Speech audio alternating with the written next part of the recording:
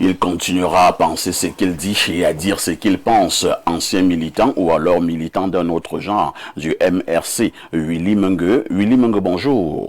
Bonjour Monsieur Aïssi, bonjour à tous ceux qui nous suivent depuis cette émission Libre Expression à Info TV qui émet depuis Yaoundé, le siège des institutions.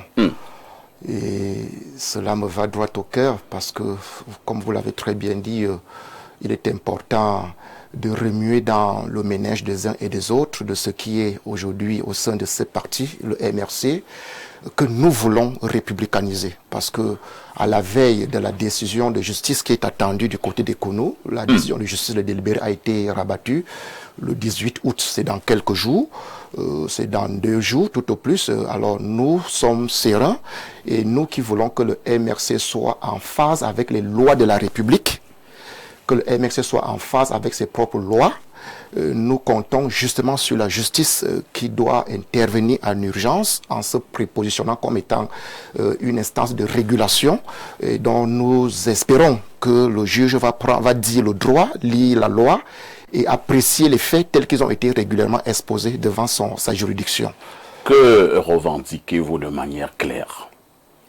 C'est-à-dire, nous n'allons pas nous répéter. L'objectif consiste, comme je vous l'ai dit ici, à restituer au MRC toute sa légalité, toute sa conformité, ainsi que la légitimité des instances qui ont volé en éclat depuis décembre 2025 à la suite. Vous voulez parler de quelle instance? Le présidium lui-même, c'est-à-dire le président du parti, ses 4 vice-présidents, le secrétaire général, le trésorier national qui sont élus au scrutin des listes. Le président du parti, c'est le professeur Maurice Kamto.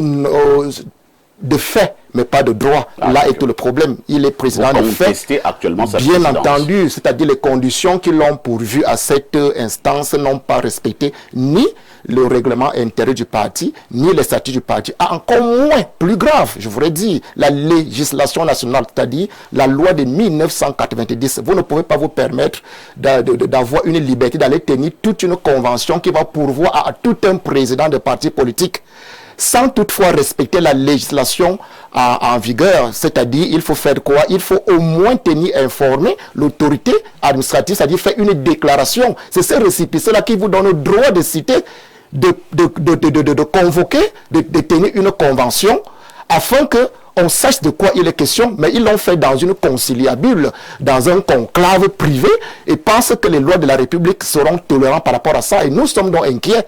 Nous disons qu'il faut restituer le MRC dans son droit chemin, dans la législation nationale, et permettre à ce que nous allons parler des élections tout à l'heure, pour que si jamais il y a élection aujourd'hui, le MRC puisse faire la promotion de ces candidats sans avoir à s'inquiéter. C'est ça l'objectivité. Donc pour parler en français facile, pour vous, Willy Mengue, le professeur Kamto n'est plus le président légal et légitime du MRC. Depuis le 25 juin 2025, il ne l'est plus. Il a librement démissionné.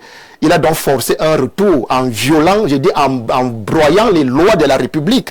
C'est-à-dire, ils se sont inscrits en défiance. Le professeur Kamto, c'est un éminent juriste. Est-ce qu'il peut broyer les lois de la République? Ce sont des faits. Vous voyez, ce sont des faits. Je vous peux poser c'est la question qu'on a d'ailleurs posée au tribunal. C'est-à-dire, il faut où est le récépissé qui a donné lieu à la convention de 2026? Ce récépissé n'existe pas. Vous ne pouvez pas le faire. Et vous ne pouvez pas tenir une réunion qui ne rentre pas dans les formes de la loi, de ce que la loi a prévu. À un moment donné, étant donné que les législatives et les municipales arrivent, oui? Est-ce qu'il ne faudrait pas s'inquiéter de cette posture du président actuel du MRC sur le plan justement de la légalité? Justement, c'est pour cela que nous disons que nous avons espoir. Lorsque vous voyez notre démarche, la requête tente à faire quoi? À solliciter auprès de la justice un administrateur ad hoc judiciaire, lequel aura donc pour mandat de venir conformer la situation. C'est la justice qui blanchit, elle régularise. C'est tout à fait normal. À vous dire, le mandat du juge administrateur, de l'administrateur judiciaire sera lequel?